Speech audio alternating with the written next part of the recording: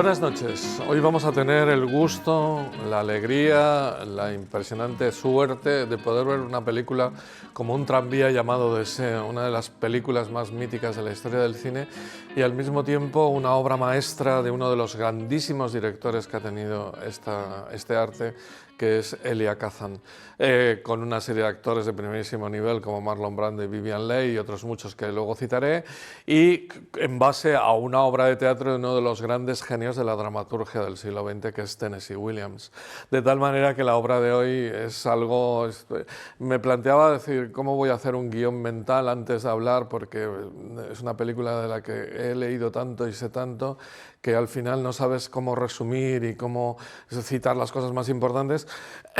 Y a ello se une también que es una película a la que tengo un cariño inmenso, no solamente a la película, sino a Elia Kazan. Elia Kazan fue la primera vez que leí un libro sobre el mundo del cine, era sobre él, en aquella época en que eran tan pocos y estaban todos en inglés.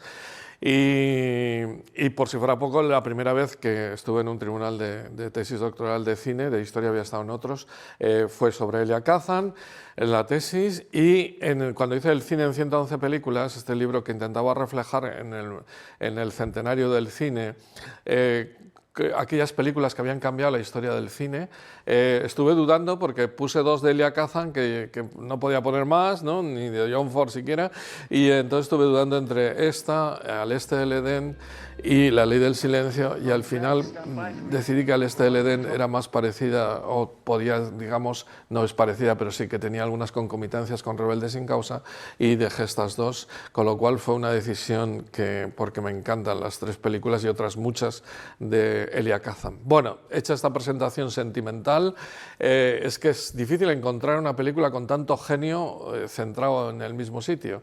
Bien, la película es un proyecto de la Warner y la gente no suele darse cuenta de que es tan pegado a la obra de teatro, que la obra de teatro es del año 47 y la película es del 51.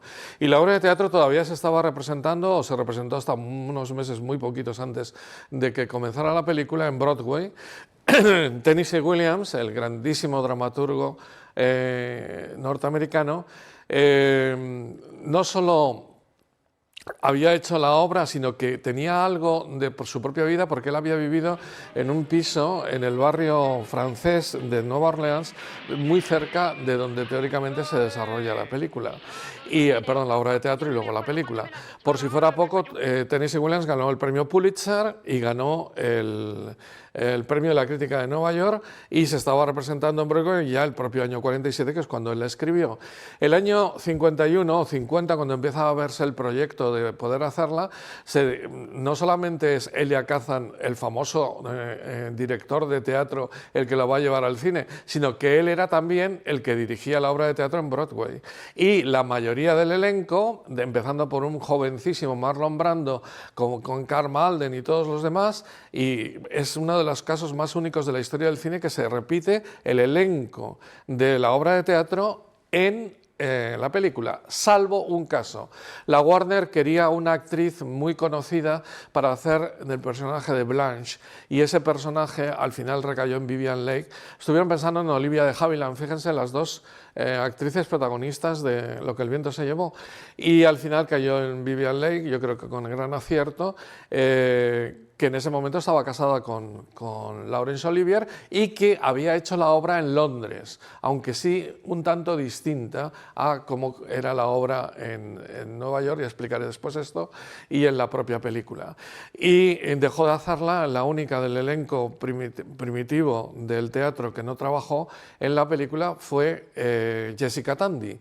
Jessica Tandy es una actriz fabulosa, fenomenal, entonces estaba muy joven, pero luego se dedicó muchísimo más al teatro, ganó un montón de Tonys y esas cosas, y la recordarán en el cine sobre todo ya de mayor, por La madre de los pájaros de Alfred Hitchcock, la madre de ella, de Tippi Hedren, y sobre todo en los últimos tiempos de su vida en Paseando a Miss Daisy, ¿no? Que fue una de esas obras que le catapultó a la fama cuando ya tenía 80 años.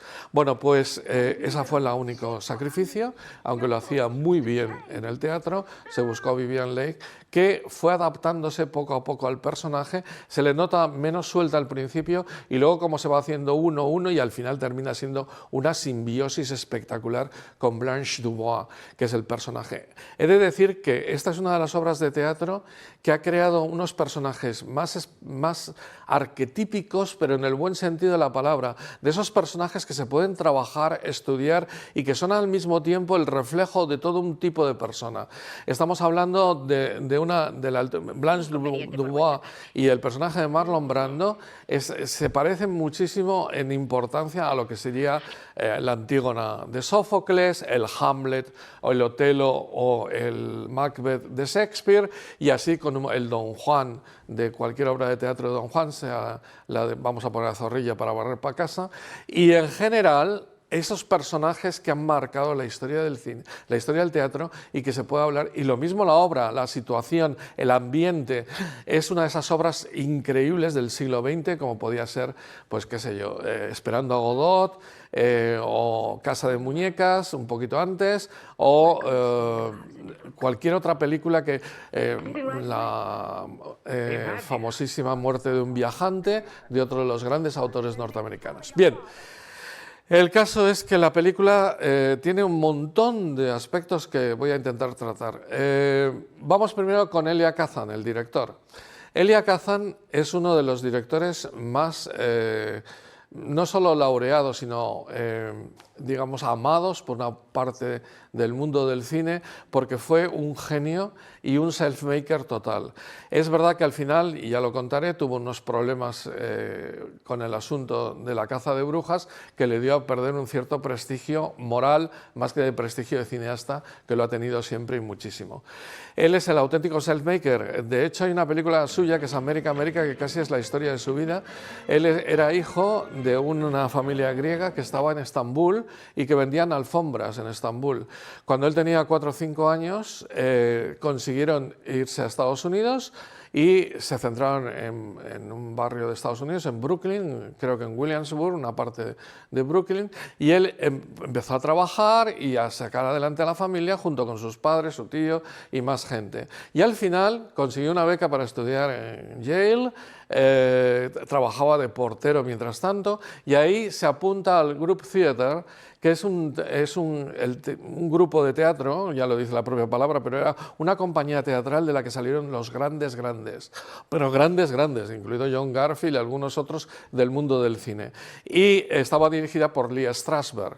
Con Lee Strasberg, y ya tengo que decirlo porque si no voy a dedicar demasiado tiempo a Elia Kazan, con Lee Strasberg fundará años después el Actors Studio, que es esa escuela de teatro, de actores de teatro, en la que su primera gran joya fue el propio Marlon Brando, donde han estudiado pues, desde Monty Clift a Paul Newman, Eva Maria Saint, etcétera, Shirley MacLaine, todo ese mundo que hay, y luego más recientemente Robert De Niro y demás. Bueno, pues ese mundo del Actors Studio es fundación suya y de Lee Strasberg, y bajo los métodos de Stanislavski, que parte de esta película es la gran aportación del Actors Studio al mundo del cine, que es meterse tanto en el personaje que el personaje acaba siendo tú. O sea, Marlon Brando durante la película come como come el personaje de la película, Kowalski. Él, digamos, anda como tal, se viste como tal, y a lo largo de toda la película había momentos en los que en el plató se apartaba y susurraba, murmuraba y tal, y era repasando metiéndose en el personaje. Bueno, pues esa idea es fundamental en la vida de Elia Kazan, porque no solamente fue un enorme director de teatro, un enorme creador del Actors Studio y un enorme director de cine, sino que además tenía esa capacidad que tienen todos los grandes directores de teatro de una puesta en escena increíble, que ahora veremos en la película, y una dirección de actores impresionante. Yo creo que es el mejor director de actores que ha habido en la historia del cine, y mira que ha habido buenos. Es capaz de sacarle a cualquier actor lo mejor de sí mismo, y es impresionante cómo los dirige. Y eso lo hace tanto en un teatro como con la cámara, porque una de las cosas muy buenas, que espero que me dé tiempo de hablar de ello, es que la película es muy cinematográfica, pese a desarrollarse en un ambiente, digamos, opresivo. O si no, voy con ello y así no me olvido. La película, la obra de teatro se desarrolla solo en la casa de Kowalski y de su mujer, Stella Dubois, que es la hermana de Blanche. Y ahí llega Blanche y ahí se desarrolla todo absolutamente. Y el personaje de Mitch, que aquí aparece, por ejemplo, en un muelle en un momento dado hablando con ella, habitualmente solo aparece en la casa. Y es una casa opresiva. Fíjense la maravilla de la puesta en escena, que la casa en la película se fue haciendo cada vez más pequeña. Las puertas y las paredes eran movibles y Elia Kazan intentaba que cada vez el agobio sobre Blanche fuera mayor, y al final, si se fijan y vuelven a ver la película, verán que al principio la casa es más grande, hay unos planos que se ve perfectamente al fondo un personaje, etcétera, y al final es la misma zona más pequeña, más opresiva. Es una de esas genialidades de la puesta en escena. Bien, la película, al ser en blanco y negro, también produce todos unos efectos con el claroscuro muy cinematográficos, que se debe a una fotografía increíble de Stradlin, que luego hablaré de ella. Y claro, tú puedes hacer que la película sea menos teatral poniendo escenas fuera. Por ejemplo, la primera escena es muy bonita, y además fue prácticamente la única que se rodó en Nueva Orleans, cuando ella llega de la estación de tren a coger el tranvía y todo eso. Por cierto, el marinero que le ayuda a subir al tranvía era el hijo de Olivia de Havilland en Lo que el viento se llevó. Ese niño de 5 años o así, cuando ella se enteró, que no lo sabía, le invitó a su camerino, Vivien Leigh, y estuvieron charlando un buen rato, y el chaval siempre ha dicho, creo que se apellidaba Kun, dijo que era la persona más amable con la que había hablado nunca, porque Vivien Leigh a veces aparece como una persona rara, pero no lo era tanto. Al final de sus días sí que se volvió bipolar y estuvo con problemas psiquiátricos, pero en esta época todavía no. Lo que estaba diciendo es que esa es la primera escena, que se ve perfectamente, que es en Nueva Orleans, además con un tono muy, muy bonito. Toda la película tiene ese tono de lluvia cálida, caliente. Hay un plano precioso de ella que está detrás, está lloviendo, ¿no? La ventana apenas se ve, el vapor y todo eso de la lluvia caliente. Y luego, ya cuando llega a la calle, ya es estudio. Todo esto se rodó en Burbank, en California, los estudios de la Warner. Y luego pues sale varias veces, una a la bolera, otra a bailar por la noche, otra por la calle, sobre todo cuando viene... y voy a conectar con esto, que es muy interesante. La película y la obra de teatro tiene un título fabuloso. De hecho, Tennessee Williams era impresionante para buscar títulos. Y un tranvía, fíjense qué bonito, es El Zoo de Cristal, que fue la primera obra de teatro de Tennessee Williams que se llevó al cine. El Zoo de Cristal, o La gata sobre el tejado de zinc, que llevaría años después Brooks al cine. Bueno, pues un tranvía llamado Deseo es porque voy a explicar de dónde viene y luego la importancia de la película. Es un tranvía que iba desde el centro de Nueva Orleans a un barrio que se llamaba Deseo. Y iba por la calle Real, precisamente, la calle española de Nueva Orleans. Fue muchos años española, fue francesa sobre todo, y de ahí la importancia del francés. Y hay una mezcla entre Norteamérica y Francia en lo que se llama la comida cajún y toda una serie de cuestiones. El propio barrio francés de Nueva Orleans, donde se hace el carnaval célebre y todo esto. Bien, y hay otro tranvía que sale ahí también, que se llama Cementerios. De tal manera que ambos tranvías, y lo cita en la primera escena, significan lo que significa la película, que es la mezcla entre el deseo y la muerte. Y hay un momento, que era el que estaba diciendo, que aparece una señora afroamericana que va vendiendo flores y dice: flores para los muertos, flores para los muertos. Esa escena, que aparece también en Jezabel, otra película que se desarrolla en Nueva Orleans con Bette Davis unos años antes, el 39, es fundamental para entender la dicotomía, el enfrentamiento entre el deseo continuo que tiene la película y la muerte, que está ahí presente, y que ella, en Blanche sobre todo, la ve, digamos, como más cercana. Y el deseo que tiene por todo, por la vida, por el amor, y lo mal que le ha ido al mismo tiempo. La dicotomía también entre ese sur que se está muriendo, de las grandes damas y tal, porque han perdido inclusive los Dubois han perdido su famosa casa y sus famosos terrenos y no sé qué, no aparece en la película, pero los citan continuamente, y se tienen que adecuar a la actual vida en la que Kowalski precisamente representa la inmigración, es hijo de unos polacos, él nació en Estados Unidos, además lo dice con mucho orgullo, no me llames polaco, yo he nacido en Estados Unidos. Bueno, pues ya saben que en Estados Unidos se les llama irlandés, polaco, etcétera, dependiendo de tu origen, y la cuestión es que ambos personajes se chocan porque son el antiguo, más que el propio antiguo sur y nuevo sur, es más bien el antiguo Estados Unidos y el nuevo Estados Unidos. Y esta es la gente que triunfará. Él, de hecho, es el que más triunfa de toda la película, porque ya es encargado, ya es jefecillo. Otra de las escenas que está fuera es en la fábrica esta, y ahí se ve que manda un poco. Y en general, todas esas escenas que sirven para sacarle de fuera, afuera de ese ambiente tan cerrado, también están rodadas de una manera en claroscuro y blancos y negros y tal, que al final une perfectamente en una única obra cinematográfica.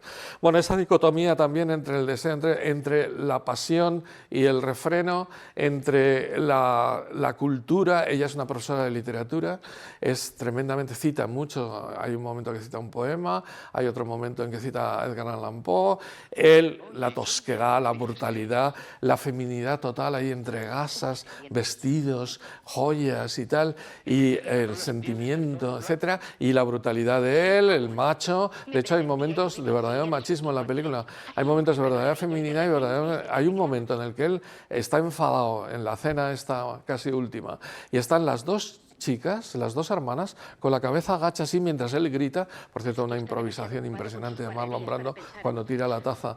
Yo creo que todo el mundo estaba en el set diciendo a ver qué va a hacer ahora, porque se metía tanto del personaje, y lo mismo hizo con La Ley del Silencio y con otras películas, y al final ve una taza allí y la tira contra la pared, que no estaba en el guión, etcétera, etcétera, etcétera. Es decir, todo eso, la feminidad, el machismo, la ternura frente a la violencia. La escena, digamos, que resume mejor todo esto es cuando la hermana, cuando Stella Dubois le acaba de pegar su marido, es decir, Kowalski, y se refugia en la casa de su vecina, que es arriba. Ellos viven abajo en un mismo inmueble, y encima está también, los conocemos, los vecinos que también estaban en la obra de teatro. Y va bajando, la obra de teatro se parece no mucho, muchísimo, y no solo eso en los actores en tal, sino en el texto, porque incluso Tennessee Williams asesoró para hacer el guión, y prácticamente es la obra de teatro, solamente que algunas cosas que se citan aquí se sale, pero punto. Bien, ella va bajando por la escalera con una actitud de verdadero parsimonia y deseo al mismo tiempo, carnal y tal, porque él, que le acaba de pegar, le está gritando como un niño, te necesito, tal, no sé qué, y está abajo. La imagen además es muy cinematográfica, cogida desde abajo las escaleras y desde el punto de vista de ella y él abajo, con la camiseta rota y tal, y cuando se acercan los dos y se abrazan con una ternura infinita, es la mezcla entre todo lo que estoy diciendo. Él parece un niño cuando era un bestia, ella parece al principio una especie no sé, de semidiosa bajando las escaleras, y luego se funden en la ternura de ese matrimonio tan curioso que hoy sería bastante difícil de mantener. De hecho, la obra de teatro termina dejando muy claro que siguen, y no tanto la película, que lo deja como abierto. Es quizá la única cosa muy cinematográfico, con un plano ahí de ella con el niño y tal. Bien, en definitiva, todo lo que estamos viendo es de una verdadera maravilla, y esa maravilla está hecha en buena medida por Elia Kazan. Bueno, Elia Kazan, su primera película es Lazos Humanos, también sobre el tema de la inmigración, Irlanda.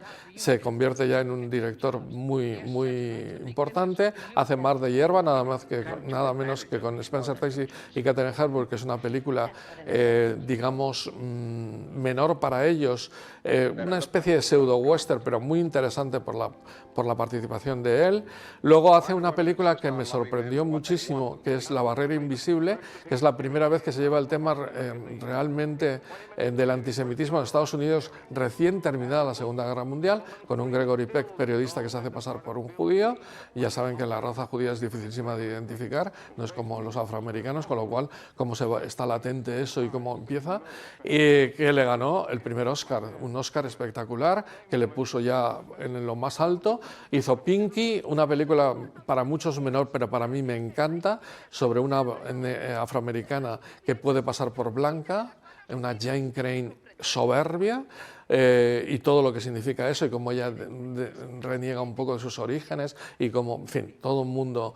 Y justo cuando hace Un tranvía llamado Deseo, ya se vuelve un actor de primerísimo nivel. La película fue nominada a 4 cosas, es el año de Quo Vadis, es el año de Un americano en París, que fue la que ganó la mejor película, y el mejor director la ganó Stevens por Un lugar en el sol. Curiosamente era un año espectacular. Y lo que fueron nominados fue la dirección artística, perdón, los 4 Oscars, no las nominaciones. Nominaciones tuvo 12, que en aquel entonces era muchísimo, porque no había tantas categorías, y estuvo nominado a la fotografía, por ejemplo, etcétera. Pero sobre todo la dirección artística. Había en ese momento dirección artística en blanco y negro y en color, y él ganó la dirección artística en blanco y negro. Y los 3 actores, salvo Marlon Brando, que es curiosísimo, porque es la actuación soberbia de Marlon Brando, ganó el Oscar Vivien Leigh, su segundo Oscar después de Lo que el viento se llevó. Ganó el Oscar secundario Karl Malden y también el personaje de Stella Dubois. Con lo cual, los 3 grandes actores, eso ha sucedido muy pocas veces, y ya si hubiese sido el 4, habría sido único, porque es muy, muy raro que estén 3 de esto. Bueno, y después a posteriori tiene un montón de películas de primer nivel, que no me da tiempo de hablar de ellas. Una de ellas mítica, que es Al este del Edén, otra mítica por el tema de la inmigración, que es América, América, pero, por ejemplo, Baby Doll, que le encantaban los problemas y los temas atípicos que llevaban a controversias. Y Baby Doll fue una controversia desde el primer momento, con Carol Baker y el mismo Karl Malden, en una historia de una niña, de una jovencita muy aniñada, que realmente fue un escándalo, entre comillas, en toda una serie de cuestiones por su matrimonio y todo esto. De hecho, quedó otro mito, que es el de Baby Doll, ¿no?, de una muñeca pequeña, ¿no? Y un montón de películas que le llevan hasta el final a hacer El gran magnate, que es la película con Robert De Niro y tal, que es otro final espectacular, por en medio de La conversación, por en medio cantidad de películas de primerísimo nivel, que cada una de ellas son una joya en la historia del cine. No tiene muchas, tiene 19 películas, pero cada una de ellas, las que he citado y las que no he citado, porque me dejo un montón, porque ya digo que de esta película podríamos hablar tanto, que voy a dejarlo ahí a Elia Kazan. Sí voy a contar lo del problema, porque él perteneció al Partido Comunista durante un tiempo, como muchos de los intelectuales de Hollywood, y cuando empieza la caza de brujas, el famoso senador McCarthy, que va por todo el mundo comunista en Estados Unidos cuando comienza la Guerra Fría, precisamente uno de los grandes temas en Estados Unidos es el cine, que es donde más cultura hay, y no te digamos nada, el teatro también, y donde había también un grupo de gente que podía influir muchísimo en los demás. Entonces el macartismo va por ellos, y Elia Kazan declaró, para librarse él dice que solamente dijo a personas que ya lo conocían y que solo delató a gente que conocía, pero esa delación fue lo que hizo que mucha gente le volviera la espalda. Y cuando el año 1999, cuando tenía 90 años, él se murió con 94, el 2003, le dan el Oscar a Toda una vida, que no sé por qué hicieron esa metedura de pata, porque ya tenía 2, por La barrera invisible y por La ley del silencio, no necesitaba más. El caso es que, y se lo podían haber dado a Kubrick, que nunca le habían dado, o a Howard Hawks o a otros, el caso es que se lo dieron a él porque tenía una serie de amigos, entre ellos Karl Malden, en la jefatura de la academia, pero claro, creó otra vez el problema de la gente que no se quiso levantar a aplaudir, de la gente, incluso Martin Scorsese, que es el que le da el premio, y Robert De Niro, se echaron hacia atrás durante su discurso, y hay un momento que preguntan ¿dónde está Martin? Y tal, ¿no?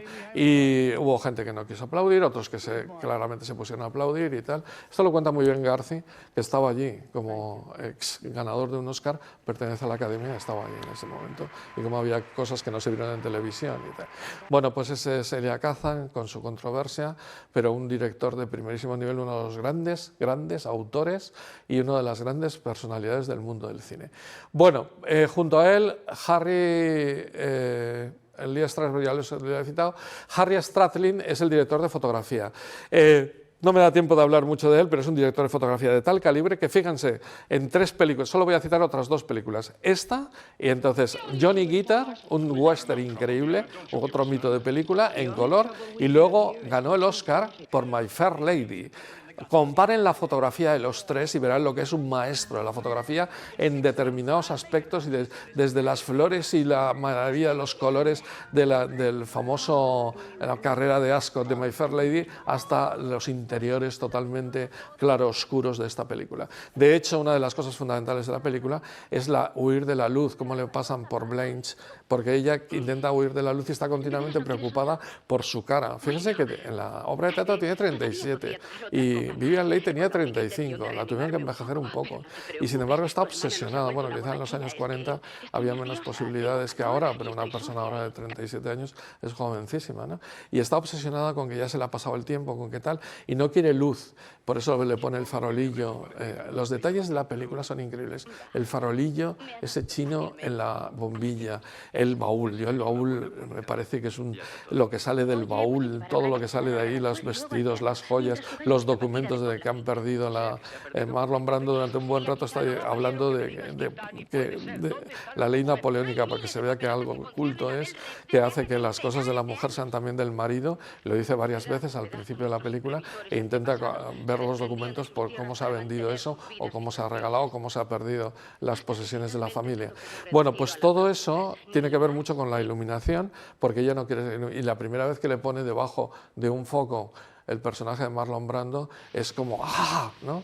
Tiene algo de vampírico, ¿no? De que no le puede dar la luz, no vaya a ser que está envuelta en ese mundo de ensoñación, de tal. Con esto conecto con la música de Alex North. Es la primera película que tiene fondo de jazz y que de alguna manera abrió todas las posibilidades del jazz. No olvidemos que estamos en Nueva Orleans, una de las capitales del jazz, pero al mismo tiempo tiene esa polka que a ella le suena en la cabeza, y que eso se puede hacer en el cine y no en el teatro, que es que se escucha de vez en cuando ella empieza ya con porque va de esa ensoñación inicial perdiendo la cabeza poco a poco con el paso de los meses, y al final acaba medio loca, que es lo que realmente sucedía lo que sucedía en la obra de teatro, y aquí se puede hacer de un modo más interesante. Bien, David Weisbart es el montador, no me da tiempo a hablar de él, pero fíjense la unión que hay entre director de cine, director de fotografía, montador y todo lo que significa la dirección artística, porque todo eso da lugar a un montón de posibilidades de expresarse. Y los de la dirección artística fueron los que ganaron el Oscar, Richard Day, que es un director artístico increíble, y los decorados propiamente son de George James Hopkins. George James Hopkins subió también a recibir el Oscar junto con Richard Day, porque los dos se lo merecen espectacularmente. Uno dirigía todo y el otro especialmente los decorados, todas estas cosas que he estado explicando, incluso la casa, el patio de fuera, la escalera esa en la que se produce la escena que acabo de contar, el propio parte del barrio francés que se ve con las famosas columnillas, ¿no?, que toda película que se desarrolla en Nueva Orleans tiene que sacar, etcétera, etcétera, etcétera. Hasta pusieron cosas que ya no había en ese momento, que había justo cuando se escribió la obra y luego ya no hubo. El propio tranvía, ya se había convertido en un autobús, el tranvía llamado Deseo. Bueno, pues esa mezcla entre esa dicotomía, esa lucha entre un mundo que fenece y un mundo que nace, pero dentro de un ambiente todavía muy sórdido, está súper bien hecho con la dirección artística. Bueno, vamos con los actores. Los actores son impresionantes. Marlon Brando es su segunda película. De hecho, cuando le dieron el papel para hacer el papel en Broadway, para hacer el de Kowalski en Broadway, nadie quería dárselo, pero como era una obra de teatro, confiaron en Elia Kazan, y luego ya le fue fácil convencer a la Warner de que estuviera ahí, y como cobraba muy poco, de hecho cobró mucho menos que Vivien Leigh, le hicieron un verdadero, creo que eran $75.000, que era una pasada para el momento, pero Vivien Leigh cobró 100.000, y eso las mujeres solían cobrar menos, hasta tiempos bien recientes, mucho menos, pero Vivien Leigh era el gran atractivo para que la gente lo viera. Y por cierto, lo hace tan bien el personaje de Blanche, que al final no sabes con qué quedarte, si son los 2 Oscars que tiene.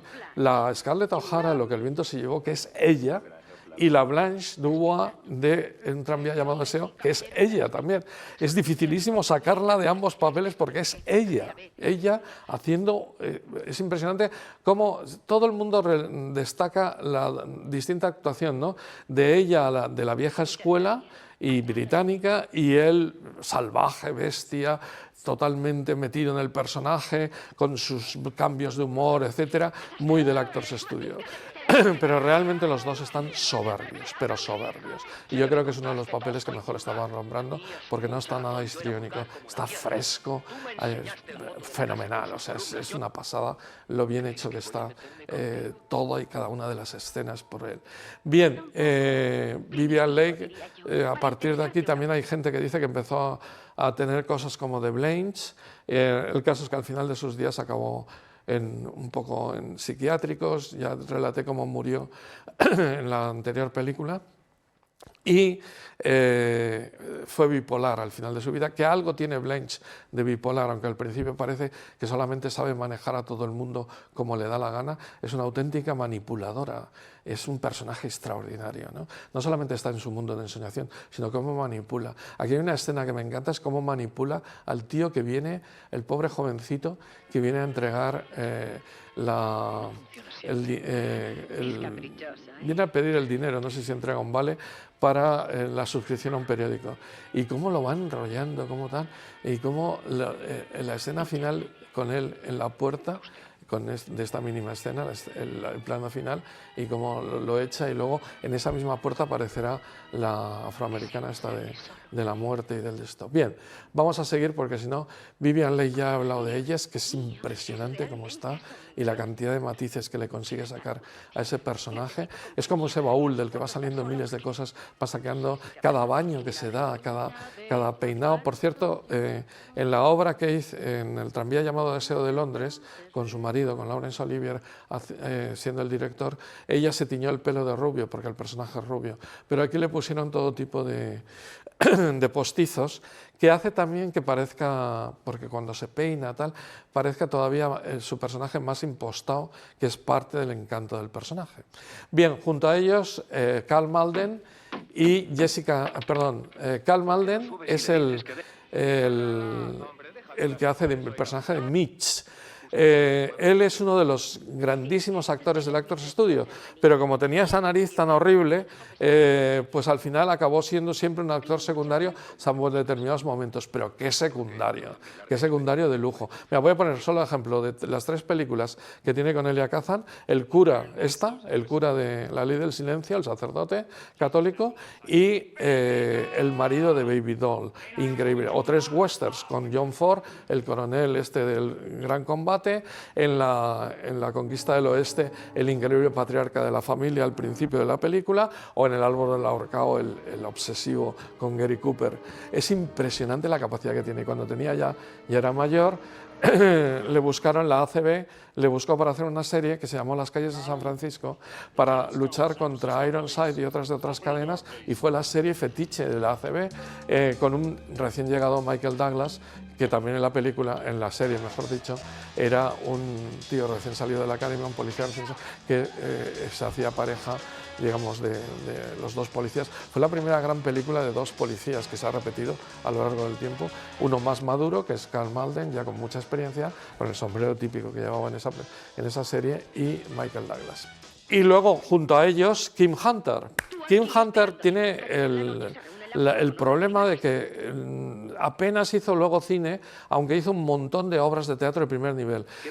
Aquí está que se sale, le dieron el Oscar a la mejor actriz secundaria y tiene un papelón intermedio entre la brutalidad. Es capaz de adaptarse a la brutalidad de su marido y al mismo tiempo de entender a su hermana y de intentar ayudarla, y está un personaje de esos encantadores, como el de Olivia de Havilland en Lo que el viento se llevó, pero que realmente le saca un partido extraordinario a cada una de las escenas que tiene, y me parece, se enfrenta a él, se enfrenta a ella, tiene momentos estelares. Y la pena es eso, que luego se dedicó a hacer mucho, en series sí que aparece un montón, precisamente en las Canon y Ironside y tal, estas que eran de otras cadenas, pero su gran papel no se le ve la cara, que es la famosa cinta creo que se llama, de El planeta de los simios. Es la que tiene todo el rato cara de mona valga el chiste, tiene cara de ser una de las simias y es una verdadera maravilla, y la voz que tiene y todo.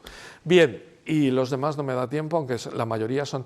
hay un tema bien curioso, que todos estos actores secundarios que estaban ya en la obra de teatro, no hay ninguno que sea afroamericano, y estamos en Nueva Orleans, que es un sitio tremendamente, quizá de las zonas donde más afroamericanos hay.